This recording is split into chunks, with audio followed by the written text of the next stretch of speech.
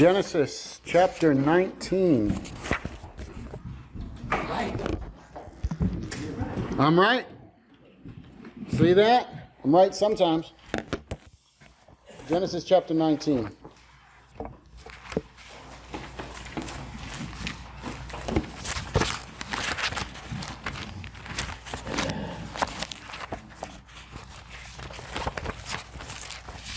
I'd like for us to read verses 15 to 22. So Genesis 19, 15 to 22. Somebody want to read that? With the coming of the dawn, the angels urged Lot, saying, "Hurry, take your wife and your 2 daughters who are here, or you will be swept away with the city when the city is punished." When he hesitated, the men grasped his hand and his hands of his wife and his 2 daughters and led them safely out of the city. For the Lord was merciful to them. As soon as they had brought them out, one of them said, "Flee for your lives. Don't look back. Don't even stop anywhere in the plain. Flee to the mountains, or you will be swept away." But Lot said to them, "No, my lords, please. Your servant has found favor in your eyes, and you have shown great kindness to me in sparing my life. But I cannot flee to the mountains. This disaster will overtake me, and I will die." Is that where we're supposed to be in? 22. 22. I'm sorry. That's right. Look here is a town near to run to, and it's small. Let me flee to it. It is very small, isn't it? Then my life will be spared. He said to him, "Very well, I will grant this request too. I will not overthrow the town you speak of, but flee here quickly, because I cannot do anything until you reach it." That is why the town was called Zor. All right, thank you. So let's summarize this section, because we talked about this last week. How would you summarize what's going on in the text here? Run. What's that? Run. Run. One word description. Run! Exclamation point. Run. That's true. Get out of Dodge. Run. Absolutely. There's destruction coming. We might use the word judgment, right?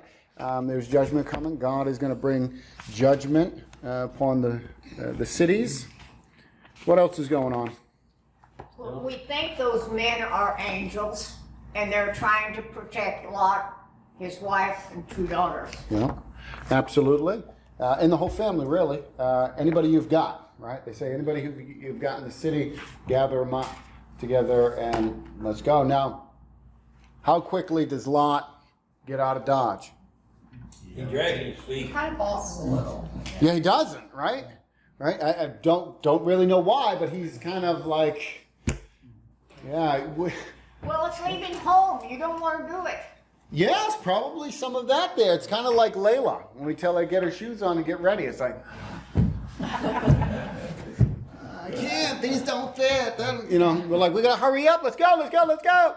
I don't know. Like the more urgent we get, the slower she gets. And be like, oh. But Lot's kind of taking his time, and it could be this is his home. I mean, this is the place where he's lived. We don't really know what he's doing, but we know he ain't going quick, right? He's not going very quick. So what else is going on? I think that also it shows that the angels have the authority to change the destruction that they were going to do to let him go someplace else. Yeah, right.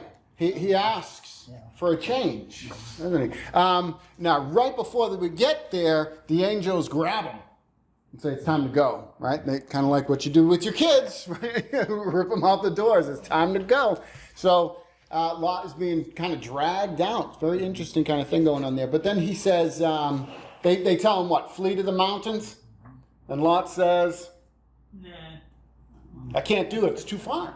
that's not what he wants to do. Yeah, it's not what he wants to do. It's too far. I'm not going to get there. And that's when what you say happens. The angels have this authority to kind of change some plans. They say, all Well, right. we know what happened to the men trying to break into Lot's house. We know that they were blind and they kept groping around. That's all we know. I just wonder if he wiped them out. Well, he does wipe the city out. No, I don't mean then with that process. I mean before the process. Oh, well, we're not told. I wouldn't think so. I would think that they were. This is all happening in a night, so it happens Just quick. 2 hours. Yeah, it's not going to be very long. Yeah, so they're gonna be wiped out. It's not a big deal. They're going. Okay, so he says, let me go here, and the angels say, yeah, you can go there, but make it quick, right? Hurry up, make it quick. What's interesting is, kind of along the lines of what Mike says, what happened was that city, Zoar, was that part of the cities of the plains, Sodom and Gomorrah and all of them? I don't think so. Well, yeah. It was. Destroyed, Yep. wasn't it? It was all in that area. That's part of it. Seems to be that Zoar was set up for destruction. And God spares Zoar because of Lot. So there's some interesting things going there. Lot wants to go there. God will say, yeah, all right, we won't take that one out. So that city is saved. Another example of negotiation. Negotiations, yeah, there's You negotiate similar. relief. Yeah, redemptive aspect of God, this concept of, in some ways, not really pleading. I mean, Lot really wasn't pleading for the city, he was pleading for himself, but the unrighteous being around the righteous, kind of getting some benefits of being around the righteous. Their city is going to be spared. What are the main sins of Sodom? Homosexuality. Homosexuality. That's 19 verse 15, right? There was others though too. Anybody know what the other two are? There's three main sins that Sodom is destroyed for. We only hear about one really here. No. Good guess though. Idolatry. No. It may be very well what's going on. No, it's pride and the neglect of the poor. Ezekiel chapter 16, verses 49 through 50 tell us that. Ezekiel 16, 49 through 50 tell us that pride and neglect of the poor was also a reason why God wiped them out. So it wasn't just for homosexuality, though that was an important detail. Now again, there may have been other reasons that we're not told, idolatry and those kind of things. But those are the ones that are kind of named and called out. It's Ezekiel chapter 16, verses 49 and 50. 49 and 50 tell us that. So even though Lot was a part of this wicked city, we have to remember that, and he dragged his feet and all that, we have to remember that Lot was a righteous man. 2 Peter 2, 7 through 8 says that. And that may very well been part of the reason why Lot takes a position of authority within the gate, whatever kind of position that happened to be. He may have thought, I'm going to be part of this place. Maybe I'll try to help it too. Maybe I'll try to change things. Don't really know, but that could be. He is a righteous man, so the text says he was tormented day and night by what was going on there. So he might have tried to take an active role in trying to, in some ways, change the culture, change what was going on, be a good influence, something like that. James, do we know if this was the only city guilty of these things? Well, all of the cities of the plain are pointed out for destruction. Sodom, Gomorrah, Zeboim is another one. They were all, so very likely that they were all In the same guilty of all. Yeah, they're all in the same area. And they're all guilty of this kind of thing. Now, what had God said about this area of Sodom and Gomorrah and the plain area and this kind of area? What did God say? That there were no good. Okay, but about the land itself. Does anybody remember how God describes it? Very fertile. Very fertile. Actually says it's like the garden of the Lord, like the Garden of Eden. It's very beautiful, very lush. That's why Lot goes there in the first place, isn't it? Because it's gorgeous, it's beautiful, it's great for flocks and herds and all that kind of stuff. So there's a blessing. They're living among a blessing. And it's interesting that it says that this place was like the garden of the Lord, which should bring us to mind what happened in the garden. Shouldn't it start to call, right? God brings out the fact in his word that this land was a blessed land, and it's like the garden of the Lord. If you know the Old Testament, if you know Genesis chapter 1, 2, and 3, you should be thinking, what happened in the Garden of Eden? The garden of the Lord. Sin. The devil came. Well, Satan saddles up to him, right? And Adam and Eve, they sin. But this is a lush garden. This is a place of blessing. This is a place of fruitfulness and all of that. And yet, sin enters the picture, and what happens? Where do Adam and Eve go? They're removed from the land. On the outside looking in. That's right. They're kicked out of that land. So what's going to happen here is this is a land that's lush. It's beautiful. It's like the Garden of Eden. It's like the Garden of the Lord. It was a blessed place to live. And yet it's full of sin and wickedness. God is going to bring about judgment again. There's a repeated theme. Right? Does sin bring about blessing or cursing? It brings about a curse. Sin always brings about a curse. You can be living in a paradise garden. You can be living in a lush land like Sodom and Gomorrah and all that kind of stuff. And sin will bring about removal. Often removal from the land. Go ahead. I've often wondered, do we know how long they lived in the garden before they became, well, let Satan tempt them? We don't know. The scriptures doesn't say. They lived there a good while before they became like we do today. Just, get a little tired of that. My guess is it probably wasn't too long because they were meant to be fruitful and multiply, and they would have been, pretty perfect to do that, right? So, and there's no children born inside. So my guess is it had to be before, too long. It doesn't appear that it was very long. It's a guess. We don't really know, but my guess is it would have had to been within a year, probably a few months. In human nature, it's easy to become, well, what would we say? A little bit not enjoying that like they should be. We get a little discouraged with what we've got. Yeah, we can long for more, right? Yeah. It's gone. You're right.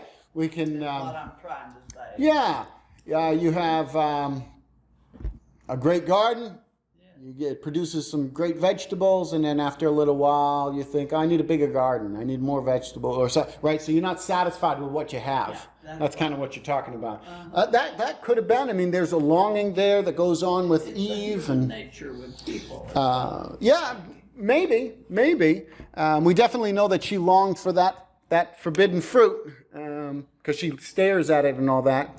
But anyway, did you want to say more? I'm sorry. Another thought that I have wondered about, if Adam had remembered and not followed after her, maybe God would have forgiven both of them if they had that, as he forgives his people down the road for when they sin. We don't know. Could have had. That's just not really getting away from the lesson, but it's a thought that I've had in reading. But men tend to be persuaded by wives. Well, there is. Yes. Very much so. There is a theme throughout the scriptures. There is a theme there. You see Adam and Eve. You see issues happen with Solomon and his many wives. In fact, the text says, because of his many wives, he went off into idolatry, pagan worship and stuff like that. But there's a theme here of you're given a blessing. And listen, God blesses all people. Right? Jesus said the sun and the rain fall on the The just and the unjust, the righteous and the wicked. I mean, so God blesses all people, but sin brings about a curse, and there'll be this. Again, we're talking themes, and the reason we're talking themes is because of what I said in the first couple classes that we had a little over a year ago now, and that is Genesis sets us up for the rest of the Bible, doesn't it? We see these big overarching themes and messages. There's a message here of blessing and being in a land, the garden, here, the plain lands, Sodom and Gomorrah was a blessing. It was like the garden of the Lord. Israel is in the land flowing with milk and honey. And when sin enters the picture, often what happens? God will remove them from the land in one way or another. Adam and Eve are kicked out of the garden. Sodom and Gomorrah and the rest of those towns are wiped out, and it's never to be a garden place again.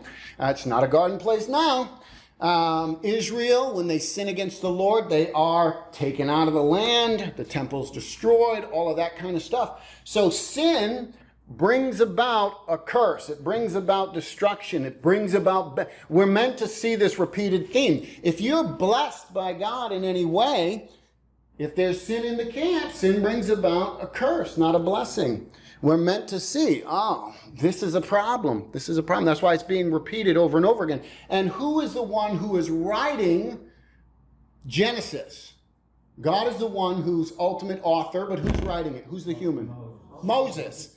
And Moses is giving it to the people of Israel, who have just come out, probably at Mount Sinai. So what they're meant to remember is these big themes of loss of land. Sin against God and you will lose the land. They're getting ready to enter into the promised land. If you sin against God, God's going to say it in the blessings and curses. You're going to leave the land, right? So these themes are important for us to kind of keep in mind. Did somebody have something to say over here? Yeah, I just had a question. Does it say anywhere in there where God didn't forgive them? Where God didn't forgive who? Adam and Eve. Does it say that he didn't forgive them? Is there anything in Scripture where it says that he did not forgive them for what they did? Nothing that I can remember offhand. Anybody else? Are you thinking of something? Are you thinking of something in specific? You talking about Adam and Eve, or are you talking about Adam and Eve. Adam and Eve, yeah. Oh. Well, they get kicked out of the garden, that's for sure. They do seem to have a relationship with God after the garden. And we do know that there's sacrifices that are offered because Cain and Abel offer sacrifices. So, I mean... So it's very possible, even though it's not in the Scripture, that they came under God's grace again. Yeah, it's definitely possible. God is a God who's looking for repentance and is offering, right? The whole sacrificial system, and really Jesus, is all about God providing a way of escape for people. That's what it's all about, finding forgiveness, right? So it's very possible that they were offering sacrifice and fellowship with God again. I don't know, because I can't think of anything offhand that tells me directly something along those lines. But there must have been something there because the children had a relationship with God also. Right, which is what I'm saying. Yeah, there's There some... had to be some teaching and passing that down. I think so. There seems to be some implications. Nothing specific, but I think there's something implied that they probably had a relationship with God. Something that gives me hope is, I don't remember exactly what Bible verse it is, but it talks about where God pulled his wrath back.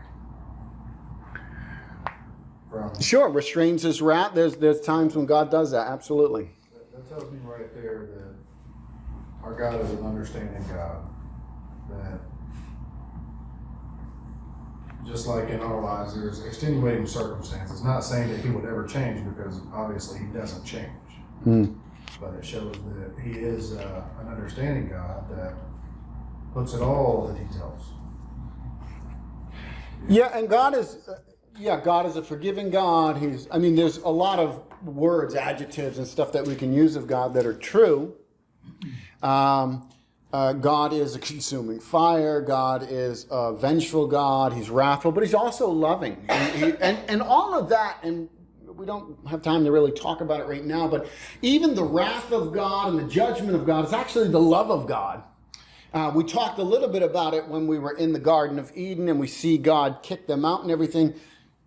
There is a blessing in that for humanity, because even though we are going to physically die, we don't have to worry about having an eternal Hitler running around torturing people forever and ever and ever. So there is a blessing even in the physical death that God brings, which is the judgment of God. So it's a hard thing that we try to wrap our heads around, but you can't separate the love of God from the wrath of God and all of that. It's there. It's all there. It's all part of him. It's not, he's not fighting against himself and one part loves and the other part doesn't and stuff. We've got to see those as part of the whole. But That kind of goes with love hurts sometimes. sure, yeah.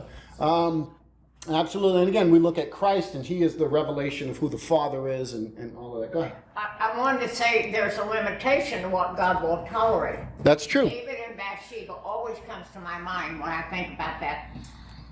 He took their first child because of their sin. That's true. There are limits, and we know that. Even Abraham is told that your descendants will be captive in a land for 400 years because the sins of the Amorites has not yet reached its full, right? Their cup hasn't filling up yet. So God has a time limit. He has however you want to put it, he's going to allow people to go just so far, but then that's it. He will bring about judgment. Same thing with Sodom and Gomorrah and Zeboim and all of that. These cities that we're talking about here, there's a limit. There's a limit. And this is the limit that we're at right now. Well, Adam and Eve were God's first creation. He loved them. But the fact that he put them out of the garden that he had prepared for them to live a really comfortable, blessed life. And he gave them restrictions of when they went out and gave them, different things to more or less punish them for having done it. But I don't think God ever quit loving them because they were his first creation. Well, yeah, they were the first humans created, absolutely, yeah. I just felt like that they didn't get to live in the blessed garden that he had prepared for them. Well, that's But true. He didn't take their life. No, he did. Well, not right then. He put them Not right out then. Of that. Yeah. And he gave them penalties that they were Yeah. going to have to suffer. And they will eventually die. Well, of course. But- now, because they sinned. Right. So that's part of it. They're going to die. They will die. But right, he didn't zap them right then and there.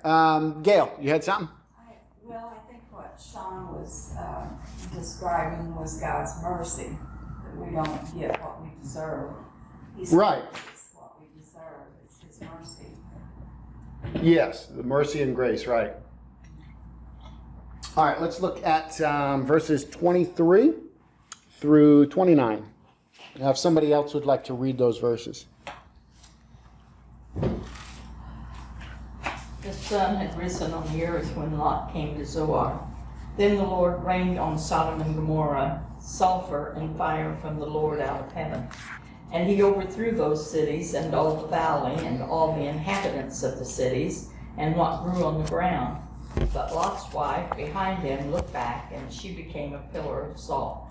And Abraham went early in the morning to the place where he had stood before the Lord, and he looked down toward Sodom and Gomorrah and toward all the land of the valley. He looked, and behold, the smoke of the land went up like the smoke of a furnace. So it was that when God destroyed the cities of the valley, God remembered Abraham and sent Lot out of the midst of the overthrow, when he overthrew the cities in which Lot had lived. All right. So when does God destroy the city? Right now.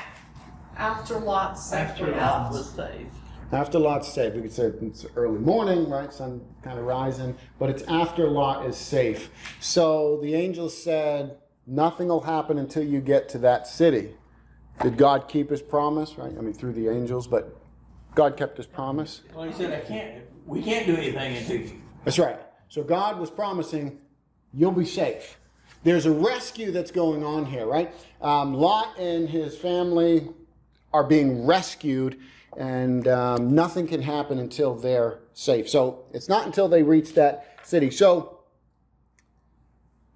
what happens in verse 26?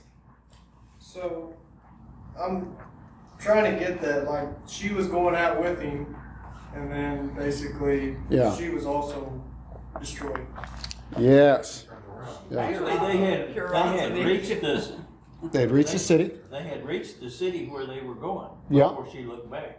That's right. You know, I always thought, well, they were just outside the city, you know, and she looked back, but it wasn't. No? She already made it to the city and then she turned around and God still did it. Like, Yeah, what does verse 17 say? Clay, read 17. Abraham went early in the morning to the place where he had stood before the Lord. Then, No. 17. Chapter 19, verse 17. oh, sorry, It's all right. I was reading 27. All right. Different verse. Yeah.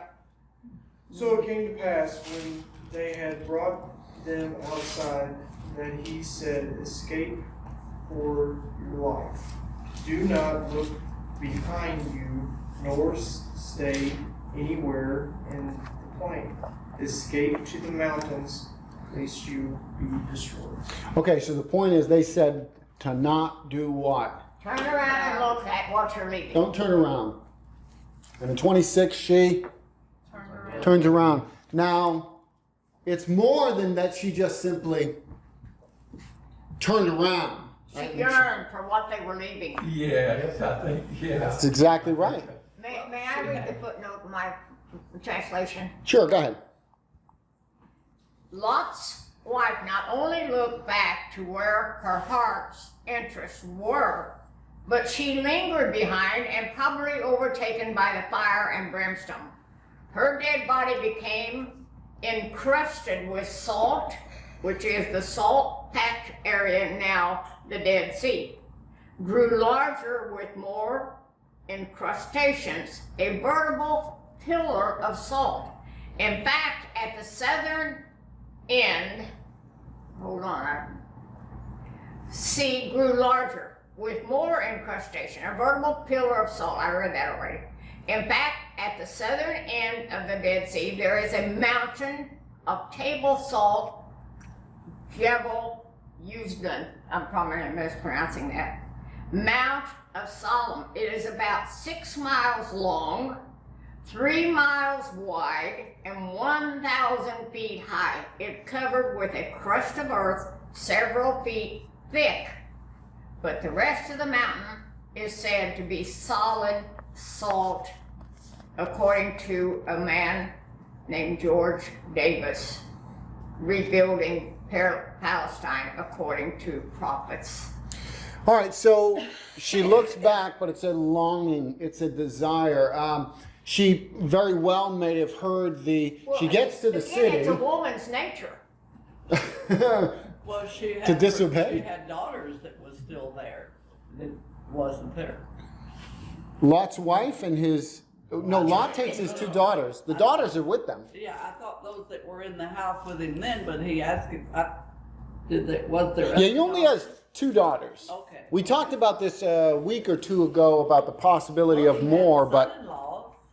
yes, yes, they were These daughters had not known men, so it they were was- virgins. Yeah, right. They were engaged to be married, which was basically the same thing as being married. Oh. You remember? This is culturally. Think about Mary and Joseph, the parents of Jesus, right? Yeah. They hadn't come together yet, but they were married. He was going to divorce her, but she was still a virgin. He hadn't, well, she was pregnant, so there was questions of whether, but we know she was still a virgin. So there was a period of time that we would call today kind of like an engagement, but it was much more than an engagement. You were married. You just hadn't consummated the marriage yet. So these girls are virgins. They are betrothed. They're engaged. They're basically married to these other men, but they haven't gone through that whole. And this is who he went Consummation. out trying to convince to come in and go with them. Yes, the husbands to be, His however you want. son-in-laws. Yes, absolutely. And they didn't want to go. Thank you. Yeah. So the wife and the 2 children, the 2 girls, are there together, and they reach the city, And when they reach the city, that's when God rains down the fire and the sulfur and all that kind of stuff, and he's destroying the city. Now, I got to imagine that would have been probably a pretty loud noise going on. So it may have been the noise that draws to mind what Lot has been saying. She may not have believed Lot. The boys thought he was nuts or joking or something, right? They weren't going to go out. They thought he was jesting, it says. Well, they never say anything like it, so why Sure. would they believe it? So she may not have believed it either. She may just have been going with the man who's running up the, all right, let's go, nut job. We'll go over here, and then once, tomorrow passes, we'll go back. We don't know. That could be, though, right? We could see that as a possibility. Whatever, something happens. We know that the cities are being destroyed. She may very well have heard the noise and the longing in her. Remember, who's in that city? Her friends, Family, friends. friends. She may have other family members. Lot may not, but in-laws or whatever. But we don't know. She's got friends there. Her life is there. Whatever she did is there. She may have grown up there. Her all and all is there. And so when she turns back around to look, it's not that she just disobeyed, don't turn around. It's that, but it's deeper than that. It's she looked back longing for what is being lost. And she didn't want the rescue. But What the did she thing is, want? She'd been told not to. Yeah, well, do we always do what we're told? Well, sometimes. Not always. Sometimes. Not always. And again, you got to remember, she might not have believed this. And when it's happening, and it's a reality, She's overwhelmed. overwhelmed, and her heart was back in that city. That's where her heart was. Her heart was back in the city. So she turns around and she longs for the sin. Now, she may not have been thinking about the sin, but she longs for a city of sin and wickedness. So she turns around, she's turned into a pillar of salt. And she turns around for that reason. It was her home, it was comfort, there was friends there. Sodom was her life. It wasn't simply, again, that she looked around, it was everything. She's longing for that. So here's the question. Are there things in our past life before Christ that we long for? Are there things in our past life before Christ that tempt us to long for them? If so, what will be the result Trouble. if we don't? Trouble. There's going to be trouble.